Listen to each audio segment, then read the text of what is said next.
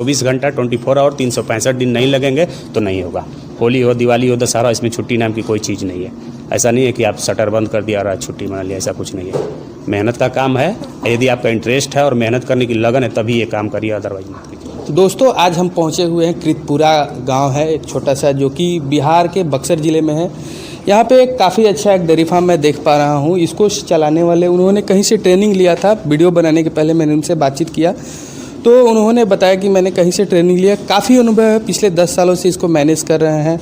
उनके पास कहूँगा कि काफ़ी तजुर्बा भी है। सारा का सारा चीज़ हम इस वीडियो में दोस्तों जानेंगे, कैसे उनका दूध सेल हो जाता है, कैसे इसको मैनेज करते हैं, क्योंकि सबसे बड़ा डेयरी फार्म में सक्सेसफुल होने का राज क्या होता है वो इस वीडियो में आज बताने वाले हैं। क्योंकि मैंने उनसे पहले भी उनसे बात की तो वो बोले कि मैं बिल्कुल ही जो भी हो सके किसानों के लिए मैं सारी चीज़ें आपको जानकारियाँ दूंगे। तो मैं आपको बताना चाहूँगा, यदि आप हमारे चैनल पर नए आए हैं तो आप इसको पहले सब्सक्राइब कर ले और साथ में बेल आइकन को भी बटन प्रेस कर ले, ताकि जब भी मैं वीडियो बनाऊँ तो आपको अपडेट्स मिलता रहे और अच्छी जानकारियाँ मिलता रहे।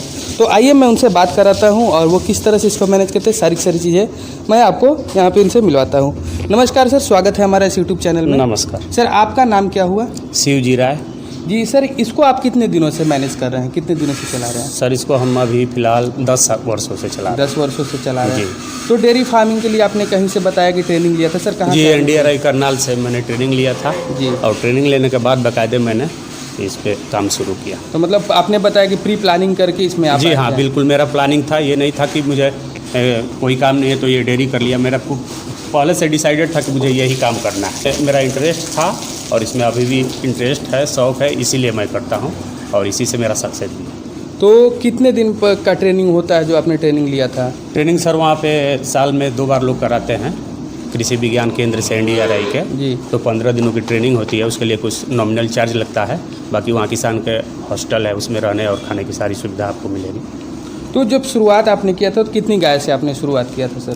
शुरू में मैं 4 गाय से स्टार्ट 4 गाय से स्टार्ट किया था। हमारा पुराना सेट पीछे था, जो फिर उस थोड़ा सा अनुभव हो गया, मुझे लगा कि हाँ मैं नंबर ऑफ कैटल बढ़ा सकता हूँ, तो इधर नया सेट डाले और अभी फिलहाल 14 से 15 तो गाय। शुरुआत जब आपने किया था तो आपको किस तरह की परेशानियाँ आई थी आपके साथ में?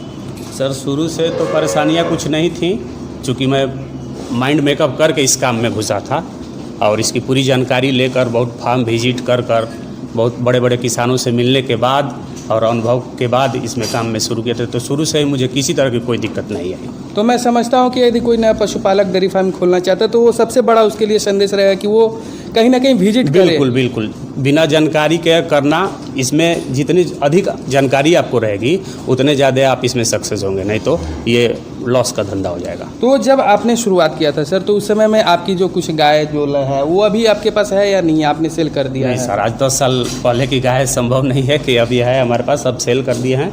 उसमें की बछिया थी एक मेरे पास जो तैयार हुई थी, उसको भी 60 से 62 हज़ार रुपये में मैंने सेल कर दिया। उसके पास 20 से 25 लीटर की कैपेसिटी थी पर डे। तो सर मैं समझता हूँ कि बहुत सारे किसानों का मानना भी है कि यदि आपने डेयरी फार्म किया है तो आप जो गायों को मतलब बदलते रहे, हर कुछ सालों में जो है बदलते रहे, इसमें आपका क्या मानना है सर? देखिए, बदलने की जहाँ तक बात है तो नई गाय को एनवायरनमेंट चेंज होता है तो बहुत परेशानी होती है, खास करके HF गाय को 300-400 किलोमीटर के लोकल एरिया से भी अगर लाते हैं, अपने यहाँ लाएंगे तो उनका मैनेज करने में थोड़ा सा दिक्कत होती है। इसलिए गाय को बार बार चेंज न करें, कोशिश ये करें कि फर्स्ट या सेकंड लैक्टेशन में गाय लें और उसको अपने यहाँ मेंटेन करके उस पर काम करें। तो मैं अब जानना चाहूँगा कि आपने इसके पहले बताया कि आपने बहुत सारी जगहों पर विजिट किया, तो आपने जहाँ विजिट किया सर उसमें वहाँ पे आपने क्या क्या जो है ऑब्जर्वेशन क्या आपने देखा कि सीखा इस चीज़ को आपने? ज़्यादातर सब मैं पंजाब के लोगों से मोटिवेट होता हूँ और वहाँ का फार्म बहुत ज़्यादा विजिट किया हूँ और अभी भी फरवरी में NDRI में डेयरी मेला लगता है, उसमें हर एक साल जाता हूँ। तो वहाँ पे देखने को ये मिलता है कि वहाँ उन लोगों का रख रखाव या ब्रीड पे काम करके जो अपनी नस्ल तैयार कर चुके हैं, इसलिए वो लोग सक्सेस है। और हरा चारा, साइलेज, ये जो उन लोग का फीडिंग का तरीका है वो हम लोग से बहुत आगे है। उस पर हम लोग को काम करने और सीखने की ज़रूरत है, तब जाके इसमें हम लोग सक्सेस होंगे। ब्रीडिंग, फीडिंग और मैनेजमेंट, ये 3 चीज़ बेस है डेयरी का। तो ब्रीडिंग में मतलब कैसे हम ध्यान देंगे? सबसे ब्रीडिंग में मान लीजिए कि अभी हमारे पास ये गाय है, यदि 20 लीटर दूध देती है तो इसको आगे हम ऐसा सीमेन लगाएं जिसमें बुल का रिकॉर्ड देखकर चेक करके बढ़िया कंपनी का, ABS का, डेनमार्क का, बाहर से इंपोर्टेड सीमेन लगाएं। इंपोर्टेड सीमेन लगाकर उसका जो बछिया आएगी, या आप तो मार्केट में सेक्स सीमेन भी अवेलेबल है, आप उसको लगाइए, बछिया तैयार कीजिए और उससे माँ से उस बछिया का मिल्क कैपेसिटी कभी भी आगे होगा। तो जो सीमन यूज करते हैं हम लोग या जो भी इम्पोर्टेड से या सॉर्टेड सीमन होता है तो उसको मतलब कैसे पहचाना है कि सारा सीमेंट के स्ट्रॉ आप देखिएगा तो उस पर रिकॉर्ड रहता है। हम लोग जिस गाय को भी एआई कराते हैं उसका रिकॉर्ड डिटेल पूरा डायरी मेंटेन करते हैं, किस बुल का ये सीमेंट है, कितना उसका रिकॉर्ड है। नेट पे भी आप डालेंगे उस बुल का नाम, गूगल पे सर्च करिए, सारा डिटेल उसका आ जाएगा। तो दूसरा चीज़ आपने सर बताया कि फीडिंग पे ध्यान देना होगा, मतलब फीडिंग पे कैसे क्या ध्यान देना होगा? फीडिंग में देखिए, एक तो हरा चारा के बगैर डेयरी फार्मिंग बेईमानी होगी जी। हरा चारा के बगैर डेयरी फार्मिंग बेईमानी है, लेकिन हम लोग अभी पीछे हरा चारा थ्रू आउट द ईयर पूरे बिहार में कहीं नहीं मिलता है। अब हम लोग पंजाब का नकल करके थोड़ा सा साइलेज वगैरह पे काम करना शुरू कर दिए हैं, तो उससे थोड़ा सा कुछ। और ये है कि इनको फीडिंग का तरीका क्या होना चाहिए, आप बैलेंस इनका डाइट बनाइए, कंसंट्रेट जो भी दाना इनका बनाते हैं मिक्स करके बनाइए, उसमें कितना प्रोटीन है, कितना एनर्जी है, इसको कैलकुलेट करके तब गाय को फीड कराइए। तो जो भी हैवी मिलकर है उसका अगर बढ़िया से फीडिंग कराएंगे तो अपने पीक लैक्टेशन पे बराबर बनी रहेगी और उसका हेल्थ भी सही रहेगा। तो उससे अभी किसानों में जागरूकता का इतना अभाव है कि मिनरल मिक्सचर तक नहीं देते हैं, नमक तक नहीं देते हैं। कुछ लोग चोकर देंगे तो सिर्फ चोकर ही देंगे, खली नहीं देंगे, जबकि खली प्रोटीन का मेन सोर्स है। जो भी देखते हैं आप मार्केट में जो भी पशु पर आ गए उसमें लिखा रहता है हाई प्रोटीन, प्रोटीन से ही इनका बॉडी मेंटेन होगा और दूध का जो रिकवरी होगा। लेकिन हम लोग प्रोटीन का सोर्स नहीं देते हैं, एनर्जी का सोर्स नहीं देते हैं। जो एक चीज़ दिए एक ही चीज़ दे। बैलेंस डाइट का फार्मूला है, उसको बाकायदे आप फॉलो करिए, उस हिसाब से खिलाइए, आपकी गाय भी मेंटेन रहेगी, हेल्थ भी सही रहेगा और दूध भी बराबर होगा और टाइमली कंसीव करेगी, साल में एक बच्चा देगी। ये सब बेसिक चीज़ें हैं, ये जानना होगा। नहीं जान के करेंगे तो आपको नुकसान होगा। तो जैसा कि सर आपने अभी बताया कि बैलेंस डाइट का जो जिक्र किया आपने, तो उसमें बैलेंस डाइट का फॉर्मूला क्या होगा सर किसी भी पशुपालक के लिए सक्सेसफुल होने के लिए? सर देखिए, बैलेंस डाइट से मतलब है कि हम लोग उसको 3 कैटेगरी में चेंज करते हैं। एक एनर्जी के लिए उसमें हम लोग अनाज मिलाते हैं, उसके अलावा प्रोटीन के लिए उसमें कोई भी खली मिलाते हैं सर। जैसे हम लोग के यहाँ बिहार में जनरली सरसों की खली मिलाई जाती है, तीसी की खली, और बाहर जाएंगे तो वहाँ बादाम की खली भी मिलाते हैं, लोग बिनौला का खल मिलाते हैं। वो सब हमारे यहाँ अवेलेबल नहीं है। अगर ट्रांसपोर्टेशन कॉस्ट लेके यहाँ मंगाते हैं तो वो महंगा पड़ेगा। तो आप दाना ऐसा बनाइए, जो भी कंसनट्रेट गाय के लिए बना रहे हैं ऐसा बनाइए जिसमें आपको थोड़ा इकोनॉमिक भी हो। 24 से 25 रुपये केजी पड़ा, जितना इकोनॉमिक रहेगा वो आपके लिए सही रहेगा। तो 100 केजी का फार्मूला हम लोग लेके चलते हैं, तो उसमें 40 केजी अनाज रहता है, 40 केजी अनाज रहता है, 30 से 32 केजी खल रहता है और बाकी चोकर रहता है उसमें। अगर चोकर को हाफ़ करते हैं तो उसमें दाल की चुन्नी डाल दीजिए। उसके अलावा 100 केजी में 2 केजी या 3 केजी मिनरल मिक्सचर डालिए। यदि मिनरल मिक्सचर अगल से टॉप ड्रेसिंग करके खिलाना चाहते हैं तो इंडिविजुअली हर एक गाय को 50 ग्राम दीजिए। उसमें नमक डालिए। उसके अलावा हम लोग उसमें कभी कभी टॉक्सिन बाइंडर डालते हैं, जो कि यहाँ के लिए नई चीज़ है, यहाँ किसान नहीं जागरूक है, नहीं डालता है। जो भी इसको फीड देते हैं हम लोग, कुट्टी देते हैं, अनाज देते हैं, उसमें यदि किसी तरह का हार्मफुल फंगस है तो वो टॉक्सिन बाइंडर उसको बाइंड करके गोबर के साथ बाहर निकाल देगा। वो ब्लड में और रूमेन में एब्जॉर्ब नहीं होगा और इसलिए पशु को नुकसान नहीं करेगा। तो इतना फार्मूला हम लोग चेंज बना के और उसको बाकायदे दूध के हिसाब से पर 3 केजी दूध पे 1 किलो दाना देते हैं। यदि गाय 10 केजी दूध देती है तो उसको 3 से 4 केजी का दाना एक टाइम का देते हैं। तो और आपने एक ब्रीडिंग बताया, फीडिंग बताया, तीसरा क्या फार्मूला होगा सर किसी भी डेयरी फार्म को सक्सेसफुल होने के लिए? ब्रीडिंग हो गया, फीडिंग हो गया और मैनेजमेंट आपको रख रखाव इनका चाहिए, साफ़ सफाई चाहिए। गर्मी का दिन आ रहा है, पशु के पास 24 घंटा पानी साफ स्वच्छ होना चाहिए। अभी आप देखेंगे हमारे 2 गाँवों के बीच में एक कॉमन नाद है पानी का, 24 घंटा उसमें साफ़ पानी अवेलेबल रहता है। गाय को जब इच्छा होगी तब पिएगी, ये नहीं कि बाल्टी लिए उठाया गया पैसी है तो बोलेगी नहीं। इस 24 घंटा ध्यान देना होगा। इसमें शेड है, इसमें फ़ैन का व्यवस्था कीजिए। गर्मी में एचएफ गाय को गर्मी से काफ़ी दिक्कत होती है, तो गर्मी में आप इसमें इस तरह का व्यवस्था बनाइए, फॉगर लगाइए कि जितना ज़्यादा कम टेम्परेचर इसमें रहे तो ये ठीक रहेंगी। तो एक मैक्सिमम शेड का और साफ़ सफाई, मैक्सिमम शेड का तो लोग जितना हाइट ऊपर रहे। अब तो चूँकि आप अपनी जगह के हिसाब से उस तरीके से बताएंगे। अभी हमारे उस पुराने वाले शेड का हाइट है 13 फीट और इसका है करीब 11 फीट। तो अभी गर्मी में हमारे यहाँ भी इसमें भी दिक्कत है। अभी फ़ैन हमारा अभी जो नया वाला शेड है इसमें नहीं डाला हुआ है, लेकिन ऊपर से इसको हम लोग उसको पुआल से ढकते हैं ताकि कुछ टेम्परेचर इसके अंदर का मेंटेन रहे। तो इसके पहले आपने एक साफ़ सफाई की भी बात कही, तो उसमें आप क्या कहना चाहेंगे? साफ़ सफाई में इनके सुबह शाम एचएफ गाय को धुलना ज़रूरी है। बहुत ज़्यादा गर्मी पड़ती है तो थोड़ा इनको दोनों टाइम धोइए, तो अभी एक टाइम तो कम से कम धुलना ज़रूरी है। फार्म का साफ़ सफाई रखिए। डिसइंफेक्टेंट का छिड़काव कीजिए। अक्सर हमने देखा एचएफ गाय जो गर्मियों में दूध जो है अपना कम कर देती है, तो उसमें उसको हम कैसे टैकल कर सकते हैं, कैसे उससे जूझ सकते हैं सर, ताकि वो अपना दूध को मेंटेन करके रखे? क्योंकि अभी वो 20 लीटर की है और आपको कुछ समय के बाद गर्मियों में मेरा मानना है या किसानों का भी मानना है कि वो 16 पे भी आ जाती है जी। तो उसको हम कैसे सर जूझ सकते हैं, उसको कैसे हम सॉल्व कर सकते हैं उस प्रॉब्लम को? गर्मियों के दिन में सर इनके फीडिंग में थोड़ा सा हमको ध्यान देना होगा। पहले तो पानी इनके पास अवेलेबल रहना चाहिए, जब इच्छा तब पानी पिए। उसके अलावा मल्टीविटामिन इनको ज़रूर पर डे देना है। थोड़ा एनर्जी का सोर्स गुड़ दे दीजिए। मल्टीविटामिन देने से ये होता है कि गर्मी के स्ट्रेस से थोड़ा बची रहेगी गाय, तो आपका मिल्क प्रोडक्शन उतना ही बना रहेगा। तो मल्टीविटामिन आप कितनी मात्रा में देंगे? 10 से 15 ml का डोज होता है। कोई भी मल्टीविटामिन लीजिए, भाई मिनरल है, इंटाविटा है, जो भी है मार्केट में कई कंपनियों का अवेलेबल है। आप जो खिलाते पिलाते हैं वो आप ये तो और इसमें फिर सक्सेसफुल होने का और क्या राज होगा सर? एक और कोई आपके मन में हो कोई बातें तो आप बता दें। मेन यही है सर, फीडिंग बढ़िया से कराइए गाय को। यदि रखे हैं तो इनके साथ समय दीजिए, इन पे प्रॉपर टाइमिंग दीजिए, इनको देख रेख कीजिए। अगर आप चाहेंगे कि बांध दिए गाय को और हट जाएं, ये दूध निकालने की मशीन है, तो इस तरीके से आप फेल हो जाएंगे। भूसा देते हैं अभी? भूसा का सर देखिए न्यूट्रिटिव वैल्यू बहुत जीरो आता है। भूसा हो या पुआल का हो या कुटी का, गेहूँ का भूसा हो, उसमें न्यूट्रिटिव वैल्यू नहीं है। जो ऊपर से हम लोग ग्रीन पाउडर देते हैं या दाना देते हैं वही न्यूट्रिटिव वैल्यू, वो सिर्फ पेट भरने के लिए है। आप कोई भी पुआल का या न्यूट्रिटिव वैल्यू चेक कीजिएगा गूगल पे, आपको पता चल जाएगा उसमें 2 से 3% भी प्रोटीन नहीं है या क्या कुछ भी नहीं है उसमें। एज ए रॉ मटेरियल है, पेट को फिलिंग मटेरियल का ही है, उसको पेट भरने के लिए। तो अभी आपके पास हाई मिल्किंग में कौन सी गाय है, कितने लैक्टेशन में है वो? हाई मिल्किंग में देखिए जो बैठी है फर्स्ट लैक्टेशन की है, अभी 4 दांत की बच्चिया है और इसकी हाइट अभी इसको हम खड़ा करते हैं आपको दिखा। सर अभी दूध कितना निकल जाता है दिन का? ये अभी पर डे का, जब ये काविंग हुई थी, इसकी बच्चा दी थी, तो उस समय इसके पास 25 लीटर दूध था। तो अभी कौन सी ब्रीड में ये सर, मैं पहचान? ये एचएफ की क्रॉस है। एचएफ क्रॉस है। 70% से बिलो एचएफ है। ये 70% बिलो एचएफ है। तो मतलब एचएफ की पहचान करने की जो भी तरीका है, ये एचएफ क्रॉस है और अभी इसके पास 20 लीटर दूध है। तो कितने में आपने इसको परचेज करके लाया था, कहाँ सर? इसको धनसोई से लाए थे हम 62,000 पे।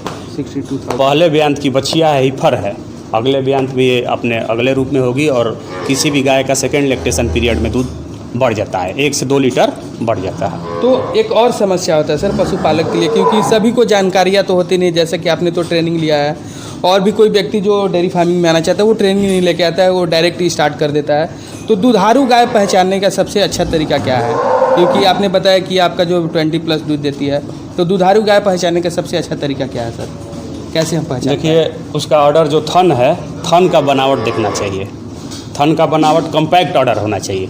कई जगह देखें आप लोग, ज़मीन पे लटकता हुआ थन लोग ले लेते हैं, वो मास्टाइटिस का चांस उसमें ज़्यादा रहेगा, वो थन खराब होगा। ये देखिए कभी भी घुटने से ऊपर जो है, इससे ऊपर थन की बनावट होनी चाहिए। कम्पैक्ट ऑर्डर जिसको बोलते हैं, जितना अधिक अंदर थन, जिसको गांव देहात में लोग चापा थान इस तरह से बोलते हैं, वो जितना अंदर डेवलप रहेगा ऑर्डर, वो दूध ज़्यादा करेगी। और एचएफ का पहचान करने का और तरीका है, पीछे से ऊंची होनी चाहिए, आगे पतली होनी चाहिए। ये पोर्शन जितना ज़्यादा चौड़ा है, जैसा और गायों में हम दिखा सकते हैं आपको, वो दोनों हैं, आइए दिखाते हैं। ये देखिए, ये गाय का जो पीछे का पोर्शन है, ये पीछे का चौड़ा होना चाहिए। ऑर्डर देखिए इसका कम्पैक्ट है। अभी दूध निकाल चुके हैं फिर भी इसका ऑर्डर देखिए। समय पे आएंगे मिल्किंग के टाइम पे इनका ऑर्डर ऐसे रहता है जी, दूने के बाद गायब हो जाएगा। नीचे नहीं लटकता हुआ होना चाहिए। कलर देखिए ब्लैक एंड वाइट में हो। एचएफ की आप पहचान करना है तो ब्लैक एंड वाइट होना चाहिए। कान छोटा छोटा होना चाहिए। मुंह आगे, मुंह से भी पहचान होती है। तो आप जो भी है इनका तरीका है पहचान करने का, बढ़िया ब्रीड लाएंगे, मिल्किंग में रहता है। हम लोग ज़्यादातर खरीदते हैं तो परिचित लोगों से या किसान से खरीदते हैं, तो 2 टाइम मिल्किंग करके लेते हैं। भले 2-4 हज़ार रुपया अधिक लगे, लेकिन 2 टाइम कम से कम मिल्किंग कर लीजिए। मेला से भर सके अवॉइड करना चाहिए, क्योंकि मेला में चीटिंग भी होता है, कई तरह की बात होती है। तो और एक चीज़ जानना चाहूँगा कि अभी आपका दिन का दूध कितना निकल जाता होगा? अभी सर हमारे पास दिन का दूध मान के चलिए कि दोनों टाइम मिला के 180 लीटर है। अभी सारी गाय मिल्किंग में है। इसमें से कई गाय 6 महीने से लेके और 7 महीने के कुछ प्रेग्नेंट है, तो वो सब अभी 4 से 5 लीटर पे है एक टाइम का दूध जी। और बाकी 8 लीटर 10 लीटर। ये दोनों का ये 20 लीटर पर डे है, इसका भी 20 लीटर पर डे है, उसके पास 16 लीटर पर डे है। तो अभी दोनों सब प्रेग्नेंट है क्या? नहीं, ये दोनों अभी ताज़ा काबिल में अभी है। ताज़ा। बाकी उधर की गाय सारी प्रेग्नेंट है। तो ब्रीडिंग पे आप खासा ध्यान देते हैं, तो अभी बछिया तैयार करके रखे हैं, नहीं रखे अपने पास में? अभी सर नहीं रखे हैं, चूँकि हमारे पास जगह की थोड़ा सा कमी है, लेकिन ब्रीडिंग पे हमको आगे काम करना है। अगले साल से ब्रीडिंग पे काम करना ज़रूरी है। इस काम को ईमानदारी से और आगे करना है टेक्निकल तरीके से, तो ब्रीडिंग पे काम करना बहुत ज़रूरी है। तो दूध आपका किस रेट से सेल हो जाता है सर? दूध सर लोकल सेल जो भी करते हैं 40 रुपये पर लीटर, बाकी ओपन मार्केट में जहाँ देते हैं वहाँ पे 34 रुपये पर लीटर। तो एक और चीज़ जानना चाहूँगा, दूध आपका 40 रुपये सेल हो जाता है, तो खाने खिलाने में आपका खर्च सर कितना हो जाता है लगभग? एक सर ये मान के चलिए कि हमारा अभी फ़िलहाल में करीब 1,60,000 70,000 पर मंथ का दूध सेल होता है, लेकिन उसमें 70% से खिला देना खर्च है जी। 30% यदि प्रॉपर तरीके से आप फीडिंग करेंगे उसमें, तो आपको 70% लगना ही लगना है। इसीलिए ब्रीड पे काम करने की ज़रूरत है। जितना हैवी मिलकर आपके पास होगी उतने ज़्यादा आप प्रॉफिट में होंगे। छोटी गाय रख के कोई प्रॉफिट नहीं कमा सकता है, क्योंकि दूध का कोई मार्केट है नहीं। यदि आप चाहेंगे कि लोकल मार्केटिंग करेंगे तो इधर का आपका मैनेजमेंट का खराब होगा, उसके लिए अलग से आदमी लेबर रखना होगा, मार्केट में जाना होगा। तो एक शुरुआत में एक और समस्या आपके मैं समझता हूँ कि होता अक्सर रहा। आज आपने गाय खरीद दिया, मिल्क का प्रोडक्शन भी आपका हो गया, लेकिन सेल करने का सबसे बड़ा प्रॉब्लम होता है सर। हाँ, सेल करने की प्रॉब्लम है सर। तो उसको कैसे मैनेज किया जाएगा? उसको मैनेज करने का तरीका है, यदि ब्रीड आपका बढ़िया है तो आप सुधा के सेंटर पे भी दे सकते हैं, वहाँ भी 28 से 30 रुपये पर, लेकिन 28 से 30 रुपये पर लीटर में दूध यदि आप सेल करते हैं तो आपको HF के साथ काम करना ज़रूरी है, अदरवाइज आप लॉस में रहेंगे। बिल्कुल, मतलब सुधा में भी दे के आप प्रॉफिट कमा सकते हैं, लेकिन आपका तरीका स्मार्ट होना चाहिए, और स्मार्ट तरीके से HF गाय के साथ काम करेंगे तो 28 से 30 रुपये में भी प्रॉफिट है। तो मैं ये बछड़ा देख पा रहा हूँ कि बच्चा की बछिया है सर? बछिया है, अभी ये 4 से 5 दिन की है। 4 से 5। इसकी माँ का दूध कितना है दिन का? इसकी माँ का दूध अभी फिलहाल सर 4-5 दिन हुआ बच्चा दिए हुए, हमको लगता है कि अभी 18 लीटर दूध तैयार है। पिछले लैक्टेशन पीरियड में हमारे यहाँ 25 लीटर दूध दी थी। एक और मैं जानना चाहूँगा, आपने ट्रेनिंग लिया है बाकायदा, तो ट्रेनिंग में डे 1 में पहले दिन क्या होता है? मैं डे 1 का ही पूछूंगा और डे लास्ट का पूछूंगा कि क्या हुआ था आपके साथ में, कैसे स्टार्ट हुआ था ट्रेनिंग से? थोड़ा सा ट्रेनिंग में मेनली ये आप लोग वो लोग बताते हैं कि किस तरीके से गाय को हैंडल करना है, किस तरीके से फीडिंग कराना है, कब कब AI कराना है, कब डिवॉर्मिंग करना है। डिवॉर्मिंग भी बहुत ज़रूरी है, मिनरल मिक्सचर ज़रूरी है। ये सब सारी चीज़ें ट्रेनिंग में बताई जाती हैं। कुछ बेसिक चीज़ें हैं जिनको आप अवॉइड करके डेयरी फार्मिंग नहीं कर सकते हैं, वो बहुत नॉमिनल चीज़ें हैं, उनको करना ज़रूरी है। जैसे आप मान लीजिए हर एक गाय को 3 महीना पे हम लोग डिवॉर्मिंग कर देते हैं। छोटे काफ को यदि ब्रीडिंग पे आप काम करते हैं तो डे 1 से ही इनको एकदम शेड्यूल बना हुआ है, उस तरीके से डिवॉर्मिंग करना है, उस तरीके से इनको बॉडी वेट के हिसाब से दूध देना है। ये सारी चीज़ें, मल्टीविटामिन देना है ताकि इनका ग्रोथ बढ़िया हो सके। तो इनका फीडिंग का क्या प्लान होता है सर? बच्चों का? जी, काफ का सर फीडिंग का ये होता है कि बॉडी वेट के हिसाब से यदि 50 kg का है तो कम से कम उसको 10% के लगभग हम लोग देते हैं, मतलब 5 kg, 2.5 kg सुबह, 2.5 kg शाम देते हैं। तो फिर बॉडी वेट के हिसाब से ही दूध देते हैं, बॉडी वेट के हिसाब से, ताकि उनका डाइजेस्टिव सिस्टम भी न दिक्कत हो, किसी तरह की कोई समस्या ना हो। तो एक और चीज़, तो फिर डे 15 में आपके साथ ट्रेनिंग में क्या हुआ था? डे 15 में वही कि जो भी डेयरी फार्मिंग करना चाहता है, तो एक वहाँ हमारे सीनियर साइंटिस्ट है डॉक्टर दिलीप गोसाई, वो बोले कि यदि आप 4 गाय रखते हैं तो 5 बांधने के लिए खूंटा लगा लीजिएगा, एक 4 गाय और एक आप भी बंध के रहिएगा। डेयरी फार्मिंग में छुट्टी नाम की कोई चीज़ नहीं है, इस काम की यही दिक्कत होती है। और हम लोग के एरिया में, हमारे यहाँ के बिहार के लोग जाकर पंजाब में बहुत काम करते हैं, लेकिन यहाँ लेबर का प्रॉब्लम है, इस काम में लेबर नहीं है। तो आपको भी खुद लगना होता होगा? बिल्कुल लगना होता है सर। ये ऐसा काम है कि आप इसमें 24 घंटा 24 आवर 365 दिन नहीं लगेंगे तो नहीं होगा। होली हो, दिवाली हो, दशहरा, इसमें छुट्टी नाम की कोई चीज़ नहीं है। ऐसा नहीं है कि आप शटर बंद कर दिया और आज छुट्टी मना लिया, ऐसा कुछ नहीं है। मेहनत का काम है, यदि आपका इंटरेस्ट है और मेहनत करने की लगन है तभी ये काम करिए, अदरवाइज मत कीजिए। तो स्टार्ट है कितने पशुपालक यदि स्टार्ट करना चाहता है, खोलना चाहता है, उसको आप क्या संदेश देना चाहेंगे सर? संदेश यही देना चाहिए कि ईमानदारी से अगर इस काम को करना है तो थोड़ी जानकारी लेकर करिए, थोड़ा विजिट कर लीजिए, कुछ दिन बाहर घूम लीजिए, जहाँ जहाँ बड़ा डेयरी फार्म है, जहाँ टेक्निकल तरीके से हैंडल हो रहा है, वहाँ देखिए, सीखिए, उसका बेसिक चीज़ जानिए, उसके बाद शुरू कीजिए, तब जाके आप प्रॉफिट में रहेंगे। यदि आप दिल से करना चाहते हैं तब, ऐसे 1 गाय 2 गाय रखना है तो कोई ट्रेनिंग की ज़रूरत नहीं है। यदि आप बड़े पैमाने पे करना चाहते हैं और कमर्शियल तरीके से करना चाहते हैं तो ट्रेनिंग और जानकारी बहुत ज़रूरी है, क्योंकि हम लोग को पुराना पारंपरिक तरीका से हट कर नए साइंटिफिक तरीका से डेयरी फार्मिंग करेंगे तभी जाके प्रॉफिट में रहेंगे, अदरवाइज लॉस हो जाएगा। तो एक और प्रॉब्लम होता है सर, हमने देखा है कि गाय जो है बार बार रिपीटेशन में आती है, हिट नहीं हो पाती, उसके पीछे क्या रीज़न है? उसको फिर कैसे मैनेज कर सकते हैं हम लोग? सर 2 चीज़ें हैं, रिपीट ब्रीडर जो भी है उसके साथ दो समस्या होती है। एक तो उसको प्रॉपर मिनरल मिक्सचर नहीं मिलता है, इस हिसाब से उसकी बच्चेदानी में तैयार नहीं हो पाती है। मिनरल मिक्सचर ज़रूरी है, नमक ज़रूरी है। उसके अलावा किसी भी गाय को 3 महीने पे डिवॉर्मिंग मस्ट है। यदि डिवॉर्मिंग आप नहीं करेंगे, ये 2-3 चीज़ें मूल रूप से आप ध्यान देंगे तो रिपीटर होने का कोई प्रश्न नहीं उठता है। मैं 10 साल का अपना अनुभव आपको बता रहा हूँ कि कोई भी गाय हमारे यहाँ 1 से 2 बार में कंसीव कर जाती है और बच्चा देने के बाद 60 से 90 दिन में फिर से हिट में आ जाती है।